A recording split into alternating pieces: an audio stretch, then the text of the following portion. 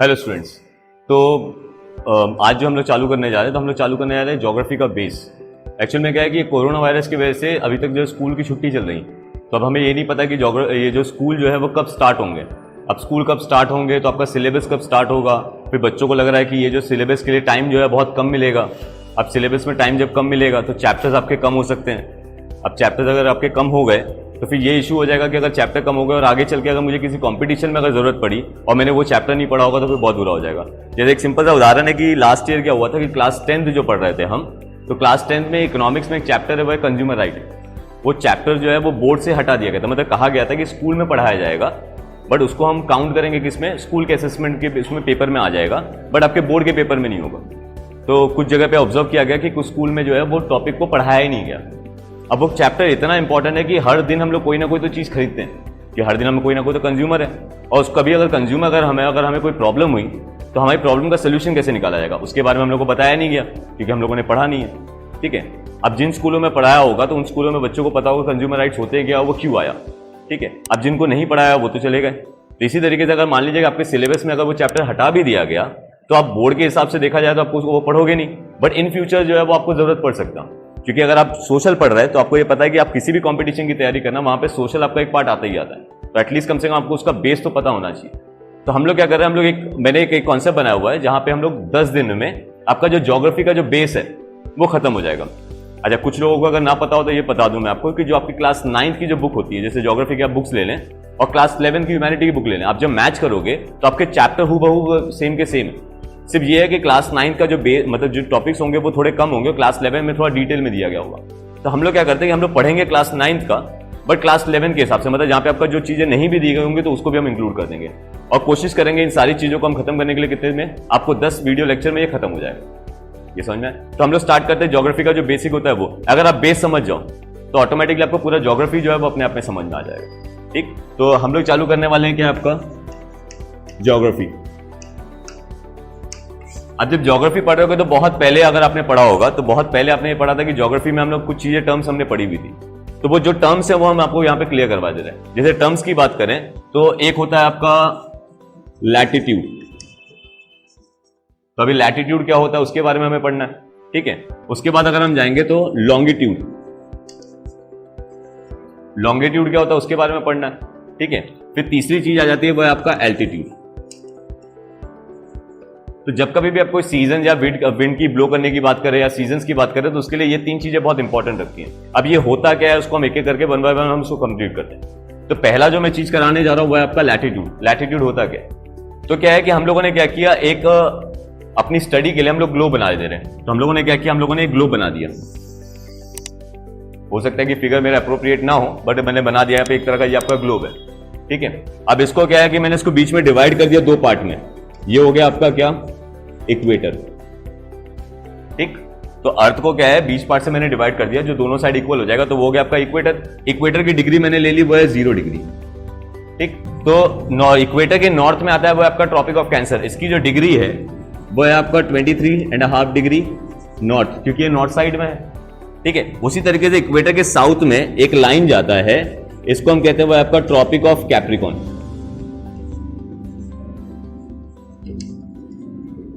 इसकी भी जो डिग्री है वो सेम है आपका 23.5 डिग्री। अब ये क्योंकि साउथ में तो ये साउथ हो गया। ठीक, अब इसी तरीके से ट्रॉपिक ऑफ कैंसर के नॉर्थ में और आप जाओगे तो वहां पे आपको एक लाइन मिलेगा, इसको हम कहते हैं वो आपका पोलर सर्कल। ठीक, इसकी जो डिग्री है वो 66 डिग्री 30 मिनट नॉर्थ। उसी तरीके से ट्रॉपिक ऑफ कैंसर के नॉर्थ में जब जाओगे तो यहां पे आपको मिलेगा आपका पोलर सर्कल। पोलर सर्कल इसकी जो डिग्री होगी वो हो जाएगा आपका 66 डिग्री 30 मिनट साउथ, क्योंकि ये साउथ में है। उसी तरीके से ऊपर जाओगे तो ये आपको मिल जाएगा आपका नॉर्थ पोल, और ये मिल जाएगा आपको साउथ पोल। ये समझ में? तो ये एक्चुअल में क्या है कि हम लोगों ने ग्लोब की एक स्टडी कर दी। तो हम लोगों ने क्या पढ़ा कि ग्लोब में जो अर्थ को जो है 2 इक्वल पार्ट में जो डिवाइड करता है उसको हम कहते हैं इक्वेटर। इक्वेटर के नॉर्थ में एक लाइन गया हुआ, इसको हम कहते हैं ट्रॉपिक ऑफ कैंसर। वो कितनी डिग्री पे है, 23.5 डिग्री नॉर्थ पे है। उसी तरीके से अगर मैं इक्वेटर के साउथ में जाऊं तो वहां पे आपका एक लाइन आएगा, इमेजिनरी लाइन। ये ऐसा कोई लाइन है नहीं अर्थ पे, हम लोगों ने इमेजिन किया हुआ कि ऐसे कोई लाइन से हमने डिवाइड किया हुआ है ताकि हम लोकेशन पता कर पाए, तभी हम स्टडी कर पाएंगे लैटिट्यूड के बारे में। तो इक्वेटर के साउथ में जो लाइन है उसको कहते हैं ट्रॉपिक ऑफ कैप्रिकॉर्न, उसकी डिग्री है 23.5 डिग्री साउथ। अब ट्रॉपिक ऑफ कैंसर के नॉर्थ में जाओगे तो वहां पे आपको मिलेगा पोलर सर्कल, और ट्रॉपिक ऑफ कैप्रिकॉर्न के साउथ में जाओगे तो वहां पे आपको मिलेगा पोलर सर्कल। उनकी डिग्री क्या है 66 डिग्री 30 मिनट नॉर्थ, यहाँ पे भी वो आ गया। ऊपर नॉर्थ पोल और नीचे क्या हो गया आपका साउथ पोल। ये समझ में? अब ये मैंने आपको क्यों पढ़ा, क्योंकि ये पढ़ना बहुत जरूरी है। क्योंकि अगर मैं अर्थ का शेप लूं तो अर्थ का शेप इस प्रकार का है। तो ये वाला जो एरिया हो गया ये हो गया आपका इक्वेटर, ये वाला जो एरिया हो गया आपका क्या हो जाएगा ट्रॉपिक ऑफ कैंसर, और ये हो जाएगा आपका पोलर सर्कल, ये हो जाएगा पोल। उसी तरीके से मान लीजिए कि ये ट्रॉपिक ऑफ कैप्रिकॉर्न, यहाँ पे पोलर सर्कल ले जाएगा पोल्स। तो आप देखते हो कि जो इक्वेटर वाला एरिया जो है वो ज्यादा बाहर होगा और जो पोल्स वाला एरिया होगा वो बहुत अंदर होगा। मतलब जो सन होगा तो सन के पास क्या होगा आपका इक्वेटर होगा। अब इसके बारे में भी हम पढ़ेंगे, हम लोगों ने ये चीज के बारे में क्यों पढ़ा, अभी आपको फिलहाल ये समझ में आ गया। ठीक, अब इसके बारे में हम लोगों ने क्यों पढ़ा, क्योंकि मेरे को क्या पढ़ना था, लैटिट्यूड पढ़ना था। तो लैटिट्यूड होता क्या, तो लैटिट्यूड समझने के लिए वापस से एक ग्लोब बना दे रहा मैं। अब ग्लोब में क्या है कि यहाँ पे ये कह रहा है कि एक इमेजिनरी लाइन है, लैटिट्यूड पढ़ना है। तो लैटिट्यूड का मतलब होता है कि आपको डिस्टेंस देता है कहां से, नॉर्थ से साउथ का। मतलब इक्वेटर से आप कितने दूर और कितने पास हो वो डिस्टेंस बताएगा कौन, आपका लैटिट्यूड। तो लैटिट्यूड जब मेरे को बताना था तो मैंने क्या किया, मैंने एक इमेजिनरी लाइन ड्रॉ किया कहां पे, ईस्ट टू वेस्ट या वेस्ट टू ईस्ट बोलो। मैंने एक इमेजिनरी लाइन ड्रॉ किया कहां पे, ईस्ट टू वेस्ट में या वेस्ट टू ईस्ट में मैंने एक इमेजिनरी लाइन ड्रॉ किया, ताकि इसे मुझसे डिस्टेंस किसका मिल सके, मुझे डिस्टेंस मिल सकता है किसका, नॉर्थ से साउथ का। तो लैटिट्यूड को अगर मुझे डिफाइन करना हो तो मैं कह सकता हूं it is an imaginary line that are drawn from east to west to get an angular distance कहां पे, नॉर्थ टू साउथ का। तो ये समझ में आया। तो लैटिट्यूड का मतलब होता है कि वो आपको डिस्टेंस देगा कि आप कितना इक्वेटर से दूर और कितने इक्वेटर के पास हो।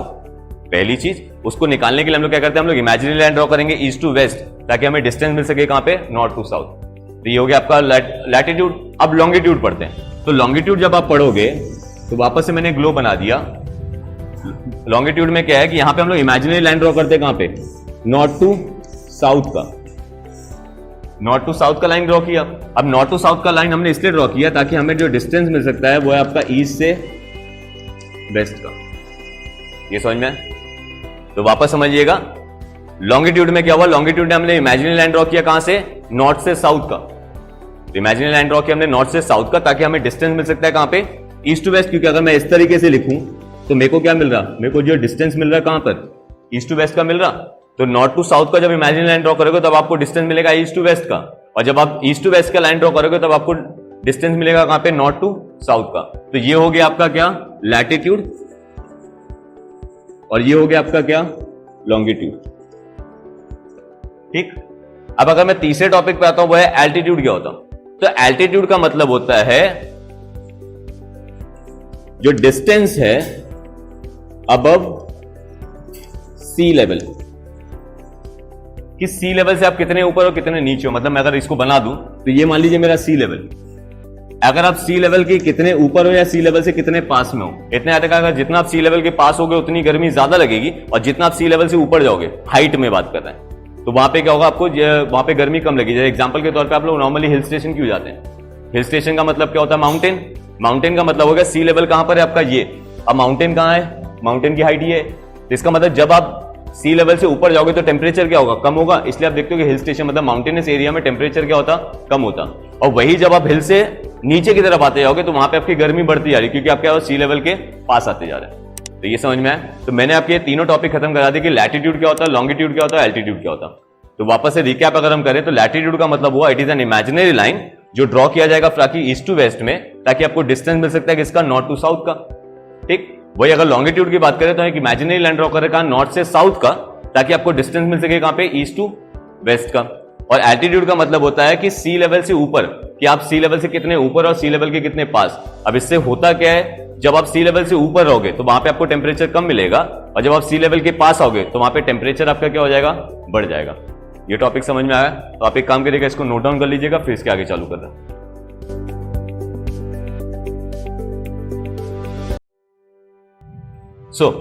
अभी हम लोगों ने क्या पढ़ लिया था, लैटिट्यूड और लॉन्गिट्यूड और एल्टीट्यूड के बारे में पढ़ दिया। तो जब आप अपनी ज्योग्राफी की किताब जब निकालोगे तो उसमें पहला चैप्टर जो है, चाहे वो क्लास 9 हो चाहे वो क्लास 11 हो, तो उसमें आप देखोगे तो वहां पे दिया होगा इंडिया का लैटिट्यूडनल और लॉन्गिट्यूडनल डिस्टेंस दिया गया होगा।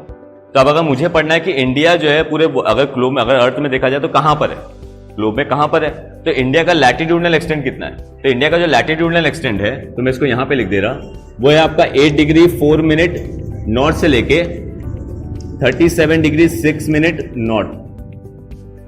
तो वो इमेजिन करना, मैं यहां पे बना दे रहा हूं वापस से। ये मैंने ग्लोब बनाया था, और ग्लोब बनाने के बाद मैंने बीच में ड्रॉ किया था कि आपका इक्वेटर, और इक्वेटर की डिग्री कितनी रखी थी मैंने? इक्वेटर की डिग्री रखी थी 0 डिग्री। अब मैं क्या बात कर रहा हूं कि इंडिया कहां पर है? नॉर्थ में। इंडिया का है नॉर्थ में, तो ये वाला जो पार्ट है, जो बोलते हैं ना कि अर्थ को 2 पार्ट में डिवाइड किया हुआ है, तो इसको हम कहते हैं नॉर्थर्न हेमिस्फीयर। तो इंडिया कहां पर है? नॉर्थर्न हेमिस्फीयर में ऊपर। ठीक, कितने पे स्टार्ट होगा? तो वो स्टार्ट होगा आपका 8 डिग्री पे, मतलब 8 डिग्री मतलब जब ये 0 है तो 8 डिग्री समथिंग अराउंड आ जाएगा यहां पर। और कहां जाके खत्म होगा? तो वो खत्म होगा 37 डिग्री पे। 37 डिग्री पे खत्म हो रहा है, मतलब वो खत्म होगा, देखो यहां पे क्या था, हम लोगों ने पढ़ा था एक और, ट्रॉपिक ऑफ कैंसर। ये कितने पे पढ़ा था? 23.5 डिग्री पे। अब हमारा जो लैटिट्यूड है वो खत्म कितने पर? 37 पे, मतलब 23 के ऊपर होगा, मतलब जाके खत्म होगा कहां पर? यहां पर। तो इंडिया का जो लैटिट्यूडनल एक्सटेंट है वो ये कि 8 डिग्री 4 से चालू होगा, 37 डिग्री 6 मिनट पे खत्म होगा। ये आपको पता होना चाहिए कि इंडिया कहां पे होगा, तभी इसी से एक क्वेश्चन बनता। देखो देखा जाएगा जो ट्रॉपिक ऑफ कैंसर का इंडिया को 20 से डिवाइड कर रहा। एक काम करो, अगर मेरे को लिखना होगा तो मैं यहां पे लिखे दे रहा कि tropic of cancer divide India into 2 equal part. तो ये समझ में आया कि कैसे टॉपिक ऑफ कैंसर इंडिया को डिवाइड करता है 2 इक्वल पार्ट में। तो क्योंकि जब हम लोगों ने इससे पहले जब ग्लोब की स्टडी की थी तो हम लोगों ने पढ़ा था कि टॉपिक ऑफ कैंसर जो है वो 23.5 डिग्री पे। अब इंडिया का जो लैटिट्यूडनल एक्सटेंट है वो कहां पे? 8 डिग्री 4 मिनट से चालू होगा, 37 डिग्री 6 मिनट पे खत्म होगा। इसका मतलब बीच में क्या आया? 23.5 डिग्री। इसमें से इंडिया जो टॉपिक ऑफ कैंसर जो है वो डिवाइड करता है इंडिया को 2 पार्ट में। ये समझ में आया? अब हम जाते हैं कौन सा? लॉन्गिट्यूडनल डिस्टेंस में। तो अगर लॉन्गिट्यूडनल डिस्टेंस में जाएं तो हमारे यहां पे ये चालू होगा 68 डिग्री 7 मिनट ईस्ट से लेके 97 डिग्री 25 मिनट ईस्ट तक। तो इंडिया का जो लॉन्गिट्यूडनल एक्सटेंट है, मतलब ये ईस्ट टू वेस्ट के डिस्टेंस की बात करें तो ये स्टार्ट होता है आपका 68 डिग्री 7 मिनट से और खत्म होगा कहां पे? 97 डिग्री 25 मिनट पर। कहां पर? ईस्ट में। तो इसका मतलब हम एक और चीज देखो, अगर देखा जाए तो अगर पूछा जाए कि इंडिया कौन से हेमिस्फीयर में लाई करता, तो ये बात समझना, ये हो गया ग्लोब, ये हो गया इक्वेटर। तो इंडिया कहां है? नॉर्थर्न हेमिस्फीयर में। और उसके बाद में मैं इस तरीके से भी तो डिवाइड कर सकता। देखो ये जब डिवाइड किया मैंने, यार एक काम करते इसको अलग अलग करके बना दे रहा तो आपको और आसानी से समझ में आ जाएगा। अब इसको अलग अलग बनाना हो तो कैसे बनाया जाए? ये हो गया ग्लोब, इक्वेटर बीच में, तो इंडिया का नॉर्थर्न हेमिस्फीयर में। तो ये हो गया आपका नॉर्थर्न हेमिस्फीयर और ये हो गया आपका साउथर्न हेमिस्फीयर। तो इंडिया कहां पर है? नॉर्थर्न हेमिस्फीयर में। अब उसी तरीके से हम लोग डिवाइड कर सकते हैं इसको ईस्ट टू वेस्ट में। तो इंडिया जो है वो लाई करता है, मतलब ये हो गया आपका वेस्ट, ये हो गया आपका ईस्ट। तो इंडिया कहां पर है? आपका ईस्ट में। तो हम ये कह सकते हैं इंडिया जो है वो लाई करेगा आपका नॉर्थ ईस्टर्न हेमिस्फीयर में। तो अभी तक हम लोगों ने क्या पढ़ लिया कि इंडिया का लैटिट्यूडनल एक्सटेंट पढ़ लिया और लॉन्गिट्यूडनल एक्सटेंट पढ़ लिया, और ये बता दिया कि ट्रॉपिक ऑफ कैंसर जो है वो डिवाइड करता है इंडिया को बिटवीन 2 पार्ट्स में। और उसके बाद हम लोगों ने पढ़ दिया कि जो नॉर्थ ईस्टर्न इंडिया कहां पे लाई करता है? वो नॉर्थ ईस्टर्न हेमिस्फीयर में लाई करता। अब आपकी बुक में देखा जाए तो वहां पे डिस्टेंस दिया गया होगा, तो लैटिट्यूड का डिस्टेंस दिया गया है वो है आपका 2933 किलोमीटर, और लॉन्गिट्यूडनल की बात करें तो वहां पे दिया होगा 3214 किलोमीटर। ये डिस्टेंस दिया गया होगा। तो अगर मैं डिग्री की बात करूं तो डिग्री के हिसाब से वो 8 डिग्री 4 मिनट से लेकर 37 डिग्री 6 मिनट नॉर्थ तक आएगा आपका लैटिट्यूड, और डिस्टेंस की बात करें तो वो कितना डिस्टेंस आएगा? 2933 किलोमीटर। वही अगर मैं लॉन्गिट्यूडनल की बात करूं तो 68 डिग्री 7 मिनट ईस्ट से लेके 97 डिग्री 25 मिनट ईस्ट तक जाएगा, और डिस्टेंस की बात करें तो वो डिस्टेंस कितना होगा? 3214 किलोमीटर का डिस्टेंस होगा। ये समझ में आया? तो इंडिया कहां से लाई कर रहा है? नॉर्थ में। अब इंडिया के पास टोटल लैंड एरिया कितना है? तो इंडिया के पास टोटल लैंड एरिया, मतलब यहां पे लिखे दे रहा, तो इंडिया के पास टोटल लैंड एरिया जो है वो है आपका 3.28 मिलियन स्क्वायर किलोमीटर, और इंडिया जो है वो 7th लार्जेस्ट कंट्री आ जाता है लैंड एरिया के हिसाब से। तो लैंड एरिया के हिसाब से अगर देखा जाए तो इंडिया 7th लार्जेस्ट कंट्री में आ जाता। तो आपके लिए क्वेश्चन बन जाता कि भाई इंडिया जब 7th लार्जेस्ट कंट्री है तो इससे पहले 6 कंट्री कौन सी है जिनके पास लैंड एरिया ज्यादा है? तो ये थोड़ा आप गूगल कर लीजिएगा तो आपको मिल जाएगा, क्योंकि क्लास 9 की बुक में आप जाओगे तो आपको वहां चीज मिलेगी नहीं, बट यही चीज अगर आप क्लास 11 की बुक में जा रहे हैं तो वहां पे आपको मिल जाएगी, या आपके बुक में एक बारग्राफ टाइप का बना होगा। आप अगर अपने 9 की बुक में या 11 की बुक में देखो तो वहां पे एक बारग्राफ बना होगा, बारग्राफ में आपको सारे कंट्री के बारे में दिया होगा कि कौन सी कंट्री ऐसे जिनके पास लार्जर एरिया है। ठीक, तो आप वहां पे देख लीजिएगा, आपको स्क्रीन पे दिख रहा होगा। ठीक है, तो ये हो गया। तो ये हमने कुछ चीजें पढ़ ली, आप इसको नोट डाउन कर लो, फिर इसके आगे चालू कर लो। अब आगे देखते हैं। तो हम लोगों ने इंडिया की जो लोकेशन कहां पर है वो हमने पढ़ दिया कि लैटिट्यूड और लॉन्गिट्यूडनल एक्सटेंट कितना है इंडिया का, वो पढ़ लिया। इंडिया के पास टोटल लैंड एरिया कितनी है वो पढ़ ली। ठीक, अब इसके आगे जब हम जाएंगे तो हम लोग काम करते हैं नेबरिंग कंट्रीज के बारे में पढ़ते हैं कि इंडिया की जो नेबरिंग कंट्रीज है वो कैसी है। तो इंडिया की नेबरिंग कंट्रीज पढ़ने के लिए मैंने क्या किया, इस तरीके से डिवाइड कर दिया। बोल रहा हूं कि ये कौन सा है आपका नॉर्थ, ये कौन सा है आपका साउथ, ये कौन सा है आपका वेस्ट, ये कौन सा है आपका ईस्ट। ठीक, अब अगर मैं साउथ में जाऊं तो आपको कौन सी कंट्री मिलेंगी। तो साउथ में अगर मैं जाऊंगा तो वहां पे आपको मिलेगा श्रीलंका मिलेगा, और दूसरा क्या मिल जाएगा आपको, मालदीव्स मिल जाएगा। तो श्रीलंका और मालदीव्स आपके आ जाएंगे कहां पर, साउथ में। ठीक, अगर मैं नॉर्थ वेस्ट में जाऊं तो ये वाले एरिया में जाऊं तो यहां पे आपको मिलेगा पाकिस्तान और अफगानिस्तान। तो नॉर्थ वेस्ट में कौन सी कंट्रीज है, तो नॉर्थ वेस्ट में इंडिया के आ जाएगा पाकिस्तान और अफगानिस्तान। अब अगर मैं नॉर्थ की बात करूं यहां पर, तो यहां पे आपको चाइना, नेपाल, भूटान ये मिल जाएगा। ठीक, अब अगर मैं ईस्ट में जाऊं तो यहां पे आपको मिल जाएगा भाई आपका क्या, आपको मिल जाएगा आपका बांग्लादेश और म्यांमार। ये समझ में। तो अगर मैं देखा जाए, ओवरऑल देखा जाए, तो इसको मैं आपको नोट्स में आपको ये सारी चीजें मिल जाएंगी। वहां पे देखा जाएगा तो पाकिस्तान और अफगानिस्तान जो है वो इंडिया के नॉर्थ वेस्ट में है।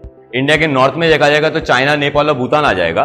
वही अगर मैं ईस्ट में जाऊं तो वहां पे बांग्लादेश और म्यांमार आ रहा। वही अगर मैं साउथ में जाऊं तो यहां पे आपको श्रीलंका मिल जाएगा और दूसरा आपको मिल जाएगा मालदीव्स।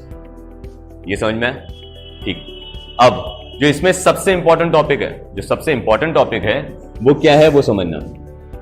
जो कैलकुलेशन बहुत रेयर केस होता है जहां पे आपको मिलता है कि कैलकुलेशन होता है क्या, तो वो आपको समझा दे रहा। वो है आपका स्टैंडर्ड मेरिडियन। इसको लेके आपने क्वेश्चन देखा होगा, आपके बुक में देखा होगा, बहुत सारे क्वेश्चंस होंगे स्टैंडर्ड मेरिडियन को लेके। तो आज इसकी हम पूरी कैलकुलेशन करते हैं कि स्टैंडर्ड मेरिडियन होता क्या है। स्टैंडर्ड मेरिडियन का मतलब होता है वो एक कंट्री का सेंटर पॉइंट होता है। वो एक कंट्री का क्या सेंटर पॉइंट है, वो एक सेंटर पॉइंट है। अब ये सेंटर पॉइंट क्यों लिया जाता है उसका लॉजिक आप उसकी एक चीजें समझना। क्योंकि ये कहा जाता है कि जो लॉन्गिट्यूड होगा, लॉन्गिट्यूड के हर एक डिग्री पे 4 मिनट का डिफरेंस होता। ये आपको मैं समझा रहा हूं कि स्टैंडर्ड मेरिडियन क्यों लिया जाता है और स्टैंडर्ड मेरिडियन होता क्या है और उसका इंपॉर्टेंस क्या है। तो ये समझिए कि लॉन्गिट्यूड क्या है। स्टैंडर्ड मेरिडियन में क्या होता है कि लॉन्गिट्यूड जो होता है उसके हर एक डिग्री में कितने मिनट का अंतर होता, 4 मिनट का। अच्छा, अभी हम लोगों ने इससे पहले पढ़ा था इंडिया का लॉन्गिट्यूडनल एक्सटेंट कितना है। तो इंडिया का लॉन्गिट्यूडनल एक्सटेंट जो है वो 68 डिग्री 7 मिनट से लेके 97 डिग्री 25 मिनट का है। और ये कहां पे आएगा आपका ईस्ट में। ठीक, तो अगर देखा जाए तो इनके बीच का जो गैप कितने मिनट डिग्री का है, 30 डिग्री का अप्रॉक्स। तो अगर आप इसको देखोगे तो अप्रॉक्सिमेटली अगर अप्रॉक्स जाके देखोगे तो 30 डिग्री का डिफरेंस आ रहा। तो अगर आपसे ये कहा जाता है कि हर एक डिग्री में 4 मिनट का अंतर है, तो लॉन्गिट्यूड में हमारे बीच में डिफरेंस कितना, 30 डिग्री का। इसका मतलब टाइम गैप कितना होना चाहिए, 120 मिनट्स का होना चाहिए, मतलब 2 आवर्स का गैप होना चाहिए। बट आप अब बोले कि सर ऐसा तो कभी होता ही नहीं है, क्योंकि अगर मैं आज अभी के डेट में मैं अगर गुजरात में फोन करके पूछूं भाई साहब कितना बज रहा, तो आपसे कहेगा कि 1 बज रहा। और यही चीज अगर अभी कभी अगर मैं अरुणाचल प्रदेश में कॉल करके पूछूं तो वो भी ये बोलेगा कि 1 बज रहा। तो अगर मैं गुजरात में हूं तो भी 1 बज रहा और अरुणाचल प्रदेश में हूं तो भी 1 बज रहा। तो आप तो सर ये कह रहे हो कि हर एक डिग्री में 4 मिनट का अंतर हो रहा, मतलब गुजरात और अरुणाचल प्रदेश में कम से कम 2 घंटे का गैप होना चाहिए। तो ये 2 घंटे का गैप दिख क्यों नहीं रहा? तो ये 2 घंटे का गैप इसलिए नहीं दिख रहा बिकॉज ऑफ किसके वजह से, स्टैंडर्ड मेरिडियन। तो ये आपको जानना जरूरी है कि आप स्टैंडर्ड मेरिडियन होता क्या और स्टैंडर्ड मेरिडियन को आप क्यों लेते हैं। तो स्टैंडर्ड मेरिडियन ये हर एक कंट्री में प्रॉब्लम होगी, क्योंकि हर एक डिग्री के लॉन्गिट्यूडनल एक्सटेंट में क्या होगा, 4 मिनट का अंतर होगा। अब क्या है कि हर कंट्री का जो लॉन्गिट्यूडनल एरिया होगा वो बड़ा होगा। अब जो लॉन्गिट्यूडनल एरिया बड़ा होगा तो टाइम डिफरेंस का गैप भी क्या होगा, ज्यादा होगा। अब आप इमेजिन करो एक ऐसा देश होता है जहां पे अलग अलग एरिया में अलग अलग टाइमिंग जोन चलती। अच्छा, एक और चीज बता दूं, ये कुछ लोगों को कंफ्यूजन हो रहा था, ये एक डिग्री मतलब सर कितना, तो ये 1 डिग्री का मतलब होता है 111 किलोमीटर। मतलब हर 111 किलोमीटर में 4 मिनट का डिफरेंस आना स्टार्ट हो जाएगा। हर 111 किलोमीटर में क्या होगा, 4 मिनट का अंतर आने लग जाएगा। तो मैं एक एरिया से दूसरे एरिया में जाऊं, वहां पे 111 किलोमीटर से ज्यादा हो तो वहां की टाइम चेंज हो जाएगी। तो एक कंट्री में क्या डिफरेंट टाइम चलते हैं। अब डिफरेंट टाइम चलता तो बहुत कंफ्यूजन क्रिएट होता। तो अलग अलग कंट्री, एक कंट्री में अलग अलग टाइम ना चले, इस वजह से हम लोगों ने क्या निकाला, स्टैंडर्ड मेरिडियन। अब ये स्टैंडर्ड मेरिडियन निकालते कैसे वो आपको समझा दे रहा। तो स्टैंडर्ड मेरिडियन निकालने के लिए जो फॉर्मूला दिया गया वो ये है कि जो आपका लॉन्गिट्यूडनल एक्सटेंड होता, किसी भी देश का जो लॉन्गिट्यूडनल एक्सटेंड होगा उसको क्या करो आप, प्लस कर दो।